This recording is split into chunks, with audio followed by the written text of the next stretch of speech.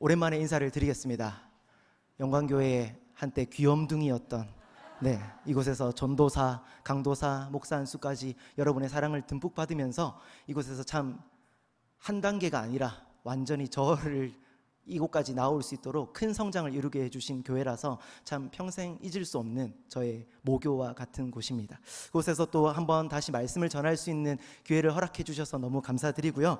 오늘 여러분과 우리가 사실 부활주일 1년에 한 번 정도 이 부활에 대해 묵상하는 시간을 가지는데, 이 부활이라는 것은 결코 우리가 1년에 한 번만 잠시 묵상할 부분이 아니라는 것을, 우리가 부활을 대할 때 어떤 자세로 늘 하나님 앞에 설 수 있어야 하는가를 여러분과 함께 나누고 싶은 마음에 이 말씀을 준비했습니다.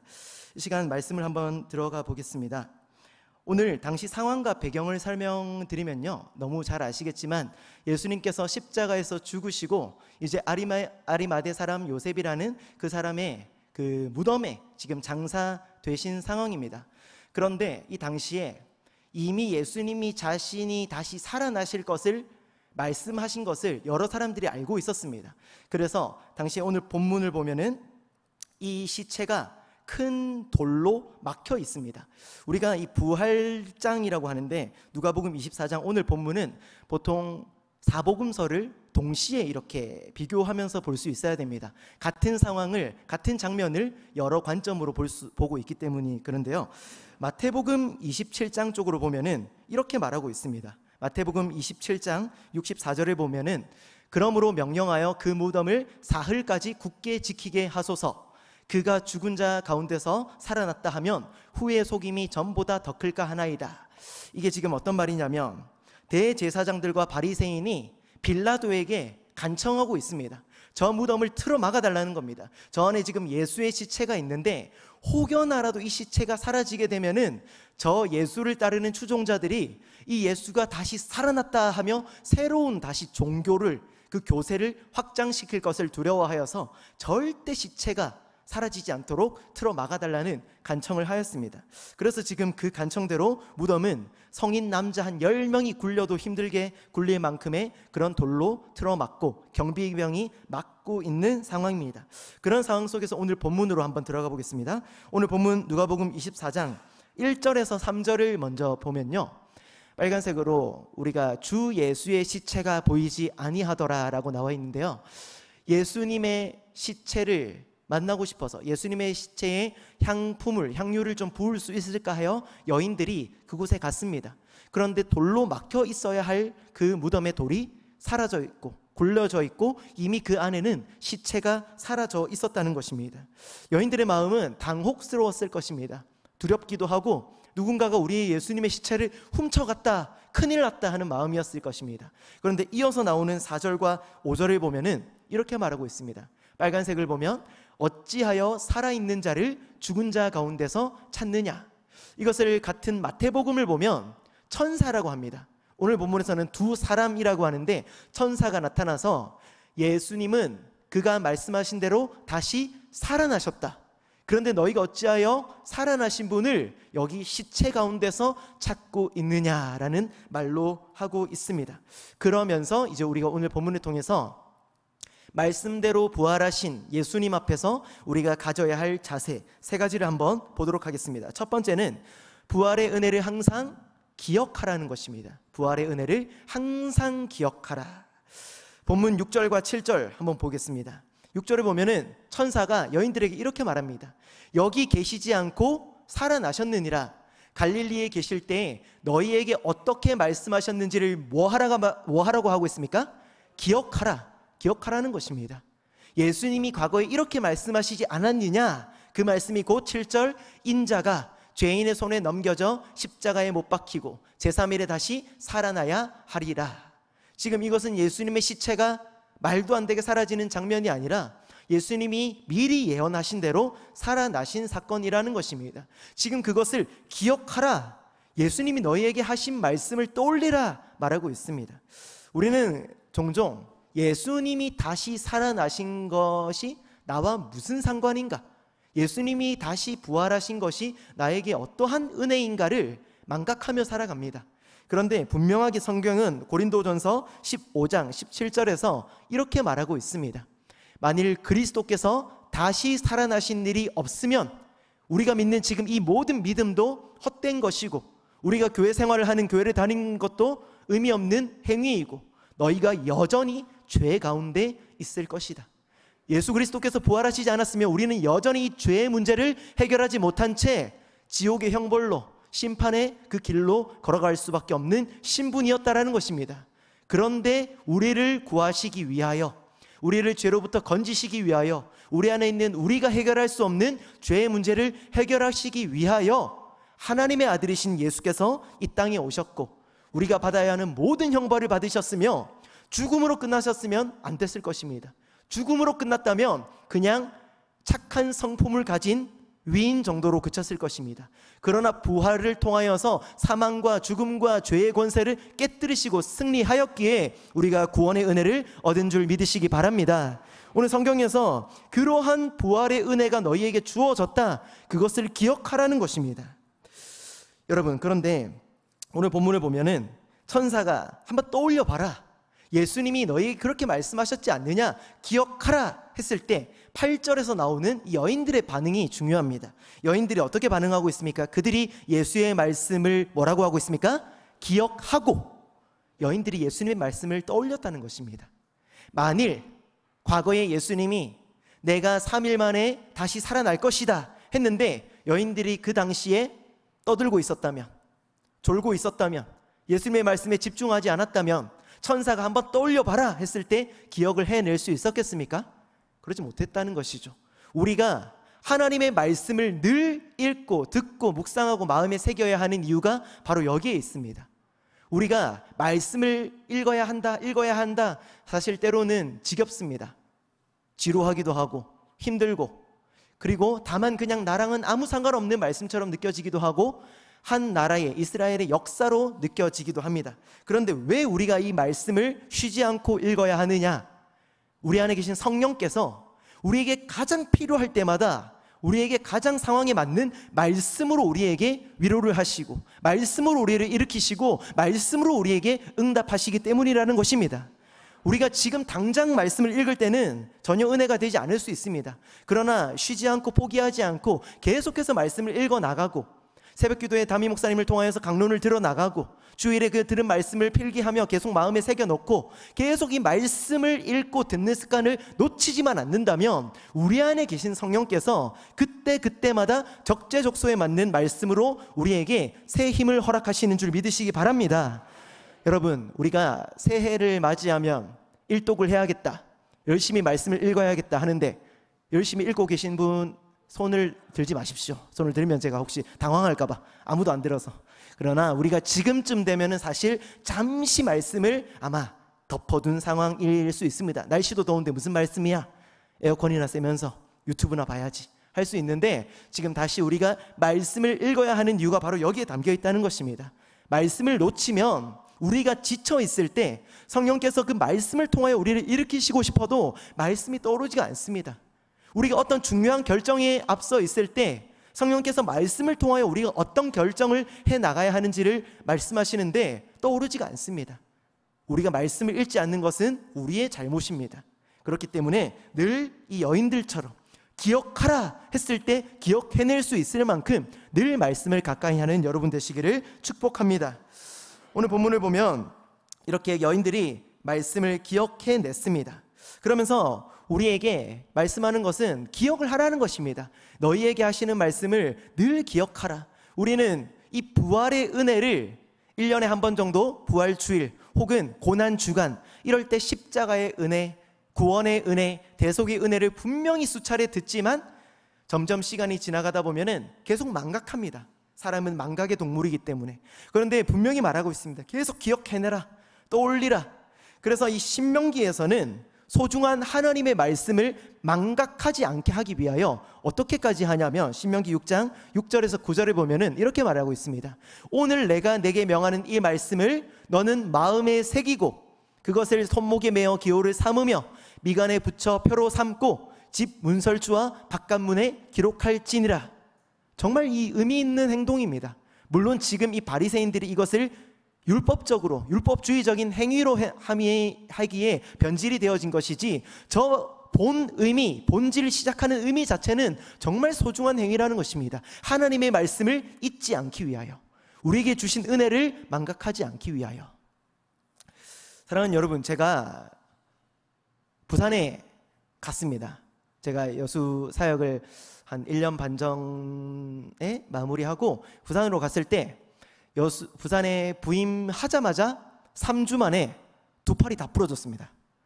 제가 아직 지리를 잘 몰라서 교회에서 막 철없이 뛰어다니다가 계단에서 날랐습니다. 이 계단에서 와, 죽는 줄 알았습니다. 어디까지 떨어지더라고요.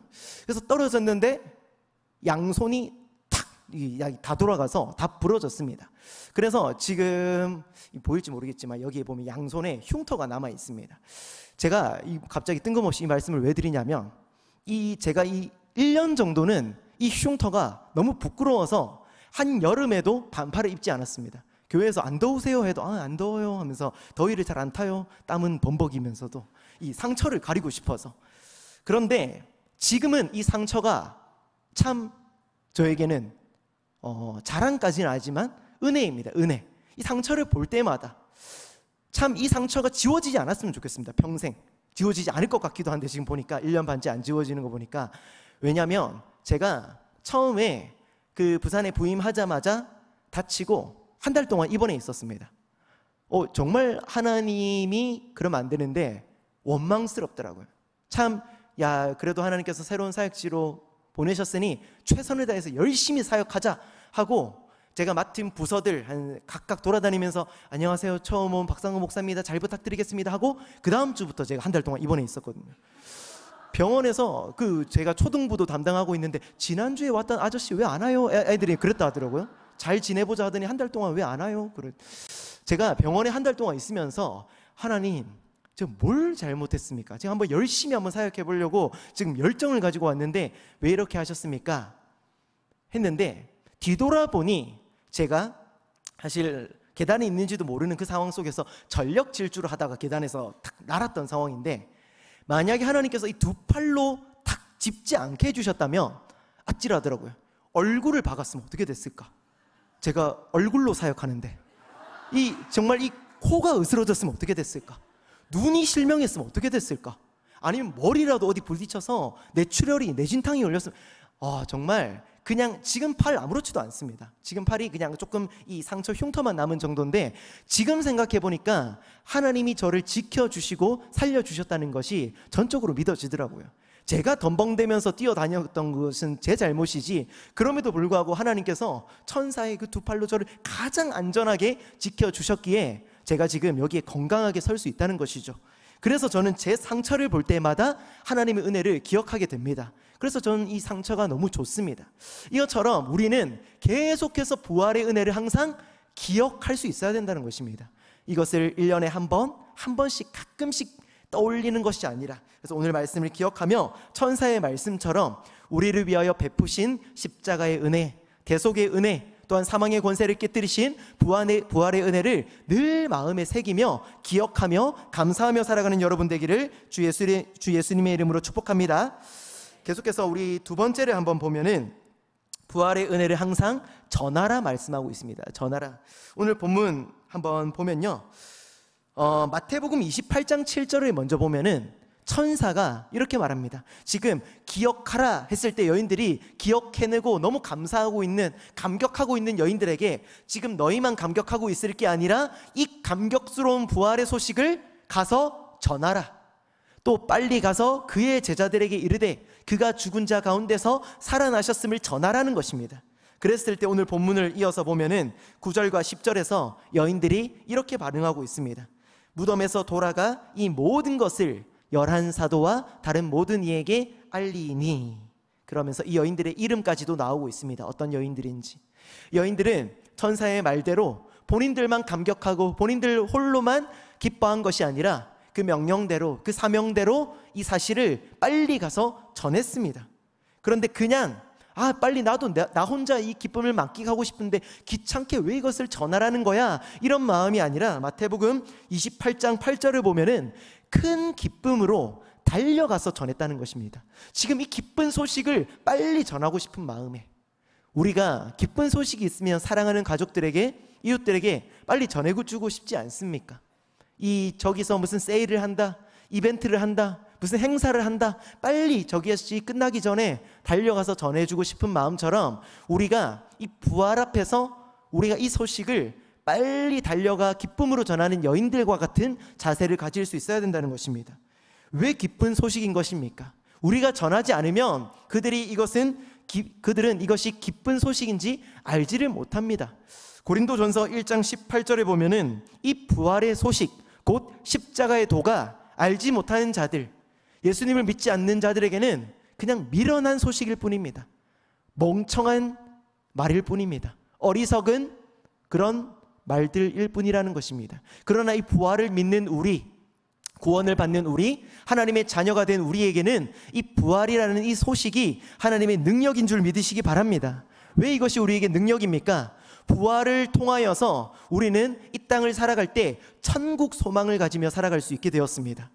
부활을 경험하지 못한 자들은 이 땅에 이 잠깐 살아가는 이 삶이 전부인 것처럼 매여서, 마치 종인 것처럼, 노예인 것처럼 하루하루 불안 가운데 갇혀서 내일은 나에게 어떤 일이 닥칠까, 나의 그 미래가 잘못되면 어떨까, 어떻게 할까, 이런 불안함에 휩싸여 살아갑니다.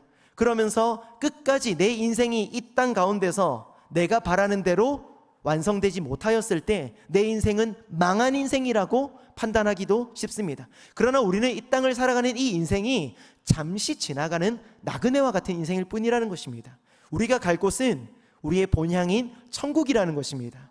그래서 부활을 경험한 우리에게는 그들과는 달리 이 천국 소망을 가지며 늘 기쁨으로 살아갈 수 있습니다. 잠깐 우리에게 예상하지 못한 일이 닥칠지라도, 잠깐 병마와 싸운다고 마음이 힘들지라도, 잠깐 사람들과의 관계로 마음이 지칠지라도 이것은 다 지나갈 뿐이고, 이 또한 지나갈 것이고, 우리가 갈 곳은 영원한 기쁨, 영원한 하나님과의 교제가 기다리고 있는 천국, 그 소망이 우리에게 주어진다는 것입니다. 그로 인해서 이 부활을 얻는 우리에게는 세상이 줄 수 없는 평안, 세상이 줄 수 없는 자유가 주어집니다. 이 부활을 경험하지 못하는 자들, 부활을 믿지 못하는 자들은 아무리 돈을 많이 가져도, 아무리 건강을 가져도, 아무리 사업이 잘 돼도 참된 평안을 누리지 못합니다. 우리가 잘 알듯이 뉴스에 보면은 세계 내로를 하는 부자, 그런 사람들도 참 슬픈 삶을 살아가기도 하고, 극단적인 선택을 살아가기도 하고, 늘 서로 분쟁 가운데 다툼 속에 살아가기도 합니다. 그것처럼 우리가 가진 이 세상의 무엇으로 인해 평안을 누릴 수 있는 것이 아니라, 우리가 얻는 이것으로 인해 자유를 누리는 것이 아니라, 우리를 구원하신 그 하나님의 사랑과 부활로 인하여 평안과 자유를 누릴 수 있게 된다는 것입니다. 또한 우리는 내가 하나님의 사랑을 가장 듬뿍 받은 하나님의 존귀한 자녀라는 것을 깨닫고 살아가게 됩니다. 왜냐하면요, 이 부활이라는 자체가 나를 향하신 하나님의 사랑이라는 것입니다. 가만히 두면은 지옥에 갈 수밖에 없는 나, 가만히 두면 스스로 죄의 문제를 해결할 수 없는 나를 가만히 보고만 계실 수가 없어서 자신의 하나밖에 없는 독생자를 내어주신 그 사랑을 내가 부활을 통하여 받았다, 십자가를 통하여 받았다는 것을 깨닫기 때문에 내가 이 세상에서 아무런 가치 없는 쓸모없는 존재가 아니라 하나님에게서는 가장 존귀한, 독생자까지 내어줄 수 있는 가장 고귀한 존재가 나라는 그 기쁨으로 인생을 살아갈 수 있게 된다는 것입니다. 여러분, 그렇기에 이 부활의 능력, 이 부활로 인해 주어지는 기쁨을 전해줄 수 있어야 된다는 것입니다. 세상에서 여러분, 우리가 이러한 세일이 있습니다, 행사가 있습니다, 이거 빨리 신청하면 이거 받을 수 있습니다 정도가 아니라, 우리가 정말 세상이 줄 수 없는 기쁨을 누리게 되는 이 부활을 전하는 여러분 되시기를 축복합니다. 세 번째로, 마지막으로 부활을 대하는 자세 앞에서 우리는 부활의 은혜를 생각할 때마다 베드로와 같은 반응이 나타날 수 있어야 됩니다. 부활 앞에서 많은 자들의 반응이 나타나지만 오늘 본문에 비추어 보았을 때 우리는 베드로와 같은 반응이 나타날 수 있어야 됩니다. 오늘 누가복음 24장 11절을 보면 여인들이 열심히 뛰어가서 예수님이 다시 살아나셨어요 했을 때 모두 다 믿었을까요? 11절을 보면 사도들은 그들의 말이 허탄한 듯이 들려 믿지 아니하나.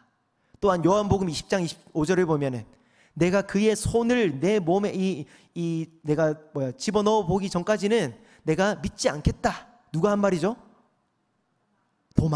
도마라는 제자가 한 말이죠.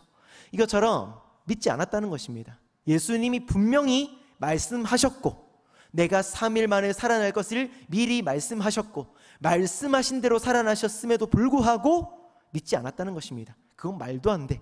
아무리 예수님이라도 할 수 없어. 그것은 엉터리야. 그런데 오늘 본문 누가복음 24장 12절을 보면 베드로의 반응이 나타나는데요. 우리 함께 읽어보겠습니다. 시작.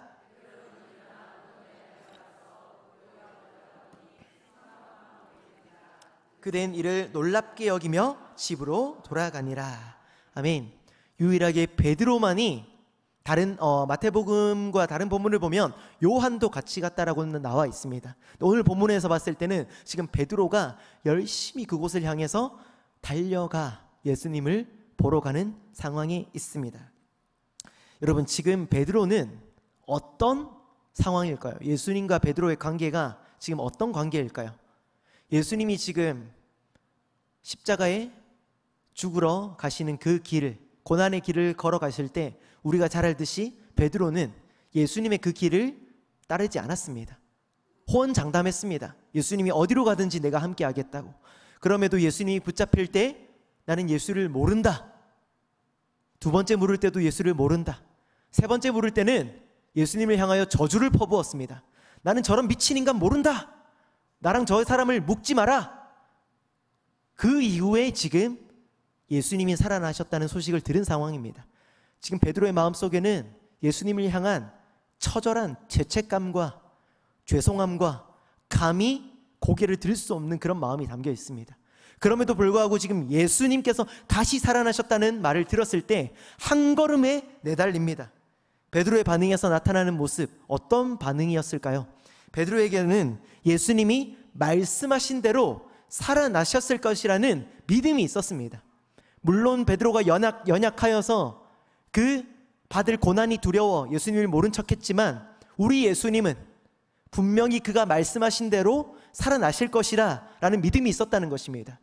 예수님께서 많은 제자들에게 너희는 나를 누구라고 생각하느냐 물었을 때도 유일하게 베드로만이 주는 그리스도시요 살아계신 하나님의 아들이요라고 고백한 자입니다.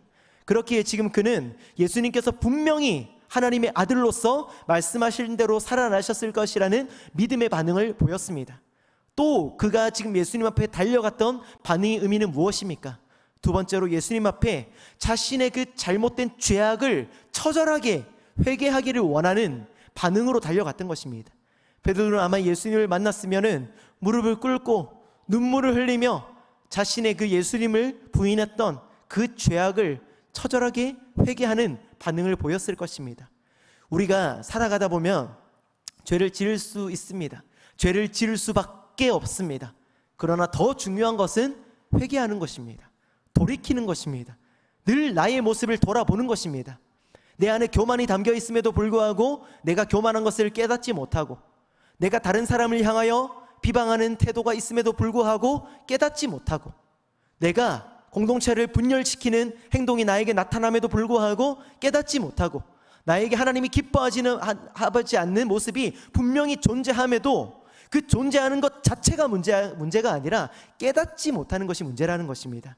그러나 우리의 이 연약한 모습을 우리가 깨닫고 뉘우치고 하나님 앞에 절실히 회개하며 우리가 이 죄로부터 돌이키기를 간절히 강구하며 나아갈 때 성령께서 우리로 하여금 이 죄를 이기게 하시는 줄 믿으시기 바랍니다. 그래서 우리는 날마다 하나님 앞에 나의 모습을 늘 돌아볼 수 있어야 됩니다. 나의 언어 습관을 돌아볼 수 있어야 됩니다. 나의 마음 중심을 돌아볼 수 있어야 하고 나의 마음 중심이 내 중심으로 항상 내 이기적인 중심으로 서 있는지 아니면 하나님 중심으로 하나님을 기쁘게 하기를 원하는 중심으로 서 있는지를 볼 수 있어야 합니다.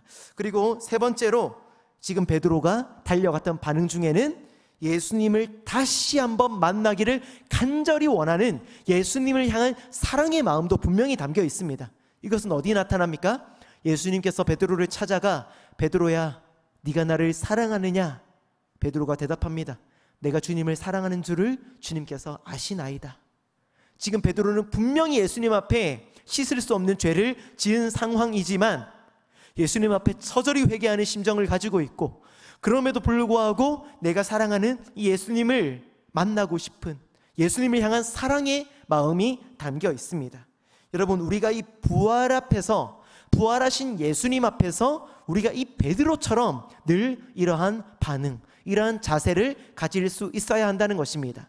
이 부활이라는 것이 그냥 이 성서에 쓰여 있는 하나의 문장이 아니라 정말 살아계신 하나님의 아들께서 우리를 죄로부터 건지시기 위하여 실제로 살아나신 역사적인 사건이라는 믿음, 또한 항상 나의 그 모습을 돌아보며 늘 하나님 앞에 회개하며 죄로부터 멀리하기를 바라는 베드로와 같은 반응, 또한 예수님을 늘 가까이 하기를 원하며 예수님을 깊이 사모하는 사랑의 마음, 그 반응이 나타날 수 있어야 한다는 것입니다. 여러분, 그래서 사도행전 2장 32절을 보면 이런 베드로, 예수님 앞에 정말 씻을 수 없는 죄를 범했던 베드로는 예수님을 만난 이후로 완전히 인생이 변화됩니다. 지금 이제 우리가 닮아야 하는 베드로의 반응, 마지막 이 부분 무엇입니까? 지금 이 예수를 하나님이 살리신지라 우리가 다 이 일의 증인이로다 하고 베드로가 외치고 있는 고백입니다. 베드로는 예수님께서 부활하신 사건을 전하는 증인으로서 그의 이제 남은 평생의 인생을 살아가기로 결단하였습니다. 쉽게 말하면 예수님을 만나기 전 베드로, 부활하신 예수님을 만나기 전의 베드로는 자신에게 올 피해를 두려워하는 그런 자였습니다. 예수님을 위하여 살기를 원하지 않는 자였습니다. 자기의 안위가 더 중요한 자였습니다. 자기의 먹고 마시는 것이 더 중요한 자였습니다. 그래서 예수님을 아냐고 했을 때도 모른 척한 것이었습니다. 그러나 자신밖에 모르던 그 베드로의 인생에서 부활하신 예수님을 만난 이후의 베드로의 인생은 목숨도 아끼지 않는 인생으로 변화됐습니다. 저 당시에 이제 예수님을 전하다가 걸리면 죽을 수 있는 상황입니다. 그럼에도 불구하고 베드로는 나는 하나님이 살리신 예수를 전하는 증인으로서 살아가겠다, 그 길로 평생을 바칩니다. 그리고 우리가 잘 알듯이 베드로는 끝내 순교하는 그 길을 가기도 합니다. 이것처럼 부활을 대하는 자세 앞에서 부활하신 예수님을 떠올릴 때 그 이전까지 나만을 위하여 나의 안위만을 구하며 나의 그 이기적인 욕심만을 채우며 살아가던 우리의 인생에서 이제는 나를 향하여 베푸신 하나님의 은혜를 떠올리며 우리도 하나님을 위하여, 예수님을 위하여 그 부활의 가치를 전하는 인생으로 살아갈 수 있어야 할 줄 믿습니다. 이 오늘 본문에서 나오는 세 번째, 베드로와 같은 반응, 이 반응이 우리의 삶에서 나타날 수 있게 되기를 간절히 축복합니다. 말씀을 맺겠습니다. 제가 아까 서론에서 부산에 가서 다쳤었던 그 예화를 잠시 나누었었는데요. 짧게 잠시 그 이어서 예화를 나누어 드리면, 제가 처음 다친 날 너무 아파서 어떻게 하지를 못하겠더라고요. 양팔이 돌아가니까 막 좀 병원에서 좀 참으세요. 다 큰 놈이, 놈이라고는 안 했겠죠. 다 큰 사람이 좀 참으세요 하는데 너무 아파가지고 못 참겠어요 했는데 의사 선생님한테, 그래서 저는 다이렉트로 갔습니다. 이 대기번호를 안 거치고 갔더니 지금 팔이 완전히 돌아가서 이거는 기다릴 게 아니라 의사 선생님이 확 비틀어서 맞춰야 되는 상황이라 하더라고요. 그래서 어디론가 데리고 가더라고요. 누워서 그래서 있는데 너무 아파 하는데 제 위로 간호사 2명이 올라타더라고요. 뭐지 했는데 저를 팍 붙잡더라고요. 제가 왜래요 했는데 조금 아플 겁니다 하더니 의사 선생님이 제 팔을 확 비트는데 죽는 줄 알았습니다. 그냥 제가 병원에서 으아 하고 소리를 질렀는데, 제가 지금 이 말을 왜 말씀드리냐면, 그때 제가 병원을 갈 때 저희 아버지 어머니랑 같이 갔었는데, 제가 병원에 있을 때 아버지 어머니가 계속 저랑 같이 다녔습니다. 제가 지금 팔을 못 쓰니까. 그런데 제가 지금 의사 선생님한테 다시 팔을 비트는 장면을 이렇게 옆을 향해서 보니까 저희 어머니 아버지가 못 쳐다보고 계시더라고요. 못 쳐다보시고 그냥 고개를 돌리고 흐느끼고 계시더라고요. 그런데 그때 제가 으아 소리를 질렀던 거죠. 이제 지르고 하고 있으니까 이제야 와서 괜찮냐면서 우시더라고요. 제가 지금 이 얘기를 왜 하냐면, 제가 이번 다친 이후로 참 하나님께 잊을 수 없는 은혜를 경험한 것이, 예수님께서 십자가에 달려 계실 때 그 예수님을 바라보는 하나님의 모습이 마치 우리 부모님의 그 모습이 아니었을까? 예수님이 십자가에 달려서 두 팔과 두 다리가 못에 박힌 채, 온 몸은 이미 형체도 알아보기 힘들 정도로 날카로운 채찍에 다 긁혀서 살점이 다 뜯어나간 채, 머리에는 가시면류관, 조롱을 상징하는 가시면류관이 찔려 있는 채, 창으로 옆구리를 찔려가며 고통을 당하고 있을 때 과연 하나님이 쳐다보고 계셨을까? 저는 절대 하나님이 쳐다보고 계시지 못했을 거라고 생각이 됩니다. 고개를 돌린 채 눈물만 뚝뚝 흘리고 계시지 않았을까?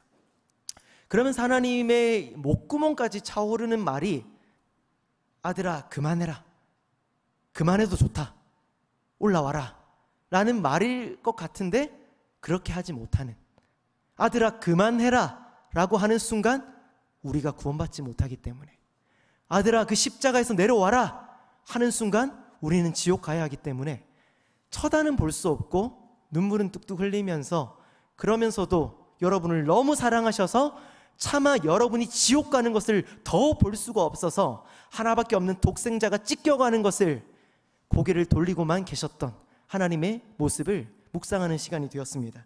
사랑하는 여러분, 이 부활이 이루어지는 과정까지는 결코 단순한 사건이 아닙니다. 부활의 과정 속에서는 하나님의 찢어지는 아픔이 있었음을 믿으시기 바랍니다. 이 부활의 과정 속에서는 예수님의 고귀한 희생과 헌신이 담겨 있음을 우리가 늘 기억할 수 있어야 됩니다. 그리고 더 나아가 이 부활 가운데는 여러분을 향한, 나를 향한, 우리를 향한 하나님의 말도 안 되는, 가치를 매길 수 없는, 크기를 측정할 수 없는, 과학적으로 증명할 수 없는 사랑이 담겨 있음을 우리가 알 수 있어야 됩니다. 그럴 때 우리가 오늘 본문의 말씀에 비추었을 때 부활의 은혜를 망각하면 되겠습니까? 이런 찢어지는 아픔과 고귀한 희생을 통하여 우리를 향한 사랑을 보여주셨는데 우리는 부활을 잊습니다. 망각합니다. 기억하지 않습니다. 감사하지 않습니다. 그것은 말이 되지 않는 것입니다. 오늘 본문을 우리의 마음에 새기며 우리가 살아가는 평생 동안 날마다 나를 구원하신 하나님의 사랑과 그 십자가의 은혜, 부활의 능력을 우리의 마음에 새기며 하나님께 늘 감사하며, 이전까지는 나를 위한 인생이었다면 이제는 베드로처럼 하나님을 위하여 그 부활을 전하는 인생으로 살아가는 여러분의 복된 인생 되어지기를 예수님의 이름으로 축복합니다.